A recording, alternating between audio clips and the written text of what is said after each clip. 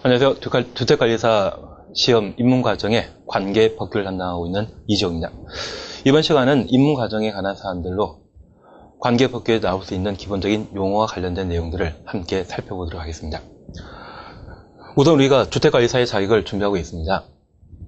주택관리사는 의무관리상 공택을 관리하는 관리 책임자로서 관리, 사무수장이 될 수 있는 자격을 말합니다.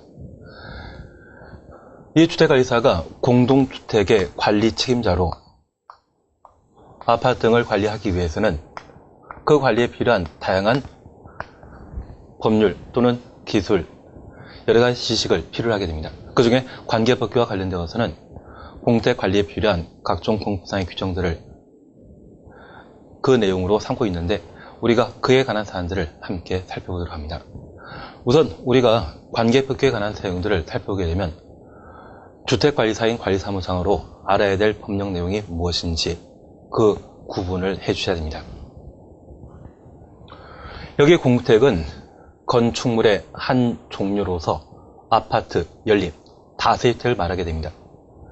따라서 이 공택은 건축물의 한 종류에 해당되기 때문에 건축법령에 관한 사안들을 우리가 관계법규에서 만나게 됩니다. 여기 건축법은 건축물과 관련된 건축법상의 공법상의 규정으로 구성되는 것을 말하는데 우리 시험에서는 8문항을 현재 출제 중입니다. 그리고 이 건축법에 다루게 되는 그 적용 대상인 건축물 중에 공동주택인 아파트, 연립, 다세입택과 관련된 사안들을 우리가 주택법에서 함께 공부하게 됩니다.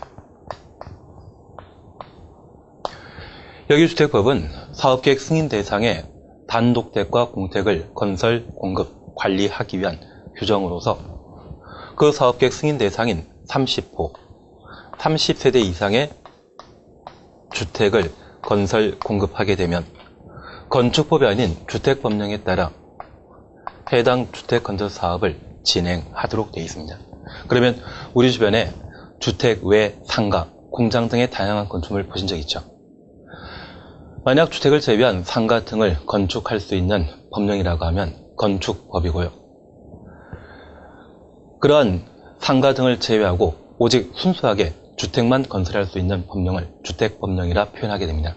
다만 이 주택법령에서는 건설하게 되는 세대수가 30호, 30세대 이상일 때 주택법을 적용하고 그 세대수가 29세대 이하라고 하면 건축법에 따라 해당 주택을 건축하게 됩니다.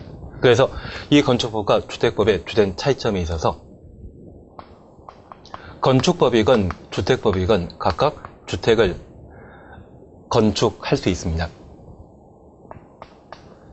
주택 외 건축물에 해당되는 상가 등에 대해서는 건축법에 따라 건축할 수 있지만 주택법령에서는 상가 등은 건축할 수 없습니다.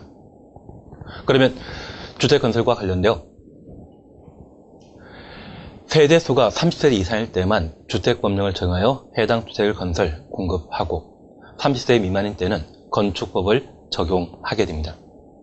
그러면 이러한 세대 제한 없이 통상적으로 적용할 수 있는 법이 있다고 하면 일반법이라 표현하며 어떤 적용 대상을 한정 짓게 된다고 하면 그때는 특별법이란 말로 대신하게 됩니다. 우리가 법을 공부하다 보면 민법에 대한 사안들을 시험 과목에서 접하게 됩니다. 저 민법을 공부하시면서 일반법과 특별법의 관계를 한번 듣게 될 텐데 민법은 개인과 개인 사이에 각종 법률 행위에 관한 사안들을 정하는 반면 상법이라고 하는 민법과 비교되는 제도가 있습니다.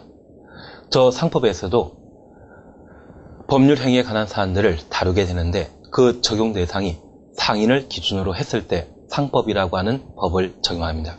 그래서 법률 행위의 행위 대상이 누구이든 관계없이 적용하는 법령이 있다고 하면 그것을 민법, 일반법이라 표현하며 반면에 상인을 중점적으로 하여 법률 행위를 다루고 있는 것이 있다고 하면 이를 상법인 특별법이라 표현하게 됩니다. 그래서 적용 대상을 한정하거나 제한하는 것이 있다고 하면 그때는 특별법이라 표현한다. 그런 개념을 조금 파악해 놓습니다.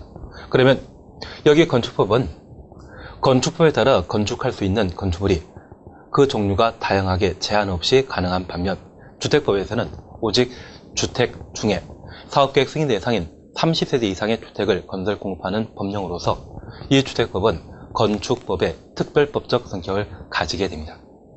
그래서 건축법과 주택법의 적용 대상의 차이점을 잠깐 그렇게 구분해 놓습니다.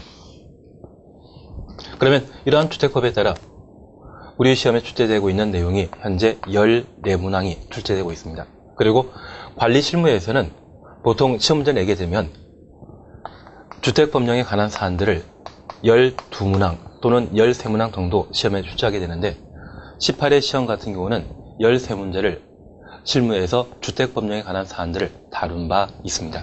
그래서 이 주택법은 관계법규와 관리 실무에 걸쳐 많은 문제가 출제되기 때문에 그 내용들을 꼼꼼하게 정리해 나가시는 게 2차 시험을 합격할 수 있는 주요 방법이 아닌가 싶습니다.